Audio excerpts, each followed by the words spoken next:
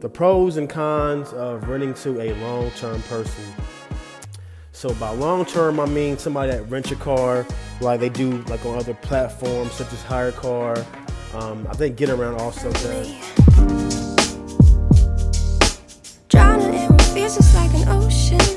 Negativity is getting closer. Hard to keep the heat when it gets colder. You know, sometimes everything. What is up, Innovation family? How's everybody doing today? It's me, Brandon, your friend, your neighbor, your host, back with another Turo video, or I should say update on what's going on in the world of Turo and my fleet. But before we jump into today's video, guys, remember to always like the video, show your boys some love, and hit that notification button so you guys are tapped in, tuned in to updates that I provide on new videos that come out from me here at Innovation Property Atlanta. So today's video, guys, is going to be on the pros and cons of renting to a long-term person. So by long-term, I mean somebody that rents your car like they do like on other platforms such as Hire Car. I think Get Around also does long-term also. They do long-term on Turo as an option too, but Turo for the most part is used for short-term rentals 80% of the time, 90% of the time, meaning like 2-3 days a week. So this time I went ahead and took a leap of faith and rented out the black 2011 Porsche Panamera for over a month and a half to a client that previously had 5 stars on the platform. And before we get into any details and the pros and the cons, let me just say this: he wasn't a bad renter at all. He's actually pretty decent, and the car wasn't as bad as it could have been, being a long-term rental, especially being a luxury car and being a Porsche that's not cheap to work on to get fixed when things break down. So I'm always skeptical about renting my cars out longer than a week or two, so I can keep an eye on them from a maintenance and service perspective, stay on top of things. But let's jump into some pros and cons, guys. So the guy had the car for about a month and a half. He began his rental like the middle of September, in the September time frame, and I just got the car back over the weekend. So some of the pros of renting to this gentleman are that, of course, you get a consistent income on a daily basis. So that means I was charging him, started out about $100 a day for a day rate. Then I gave him a discount down $90 a day for the day rate. He got a 3-day discount also too. So I was really clearing about $65, $70 a day in that time frame. So you guys do the math on that. In that month and a half, I made about let's say about $28,000. I wish $2,800 for that month and a half rental. So that is good money for that vehicle. Usually I bring in an average on that car about $1,200, $1,500 a month, just on an average regular basis. So if that's a pro, it's the cash flow and having that daily rate and getting that money coming into the business. So another pro is not having to really worry too much about since parking and where the car is going to be at, being with a client for a month and a half. They got the control, they got the vehicle, and they got access to the car, so you don't have to worry about parking and it's sitting. So that's another pro for long term. Another pro, let me think of one more that may come to my head. Another pro I think would be if you have a good candidate or a good client.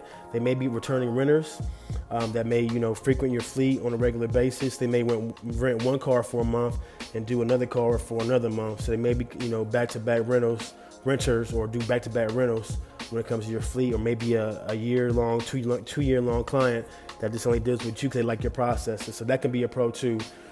Now, let's get into the cons. So when you're dealing with long-term rentals, guys, you got to remember the cons are going to be pretty, depends on the make and the model of the car. But for Porsches, it's hard to have that car going for that long and keep an eye on it from a maintenance perspective. It just is. So if this car came back with some body damage, it had the oil light came on for low oil, the tires were flat when they came back, had some curb rash on the rims, inside was dirty, needed the deep cleaning. So things like that are going to happen when you're dealing with a long-term rental because you don't know what they're doing with the car. And he didn't put a lot of miles on it, maybe like 3,000 or so over that month and a half. He lived in the city, so he wasn't driving anything too crazy compared to somebody who might have been in the suburbs. But people do drive a lot, so that's part of, it's hard to monitor those miles too when people do drive a lot. In this case, it wasn't too bad.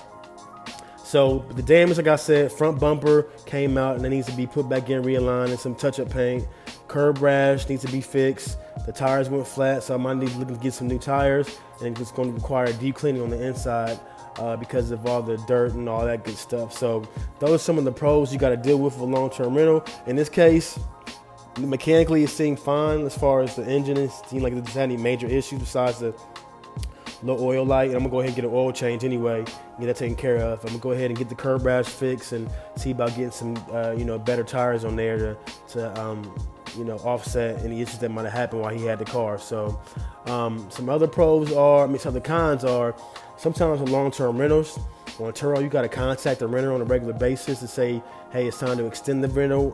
So you always got to be in vast communication with the client. Sometimes they would tell very last minute to extend the rental period. So that could be a headache sometimes, having to deal with the client as far as communication on the back end. What else can I think of?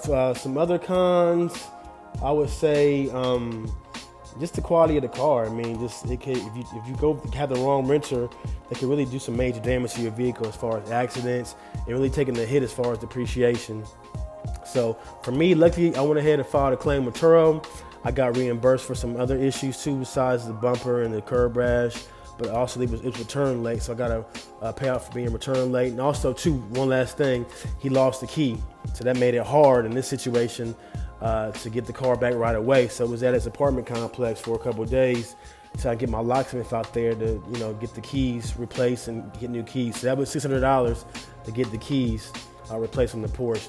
And that's money you got to pay out of your pocket too until you get reimbursed back from Turo. So it's not money they're going to give you right away. You got to get reimbursed a couple of days or a week later. So you got to have that money up front for keys and trying to get your car, but sometimes it has to be towed. So you might got to get it towed out of there to a safe location, depends on the situation. In this case, he's a good guy, like I said, so it wasn't anything shady going on. It's just, it was time to get the car back, and it could have been in better condition, but it wasn't in that bad condition. Probably overall about a 7 out of 10. So, but that's today's video, guys. Giving you guys some tips, some pros and cons on dealing with a long-term renter. You guys have a good day.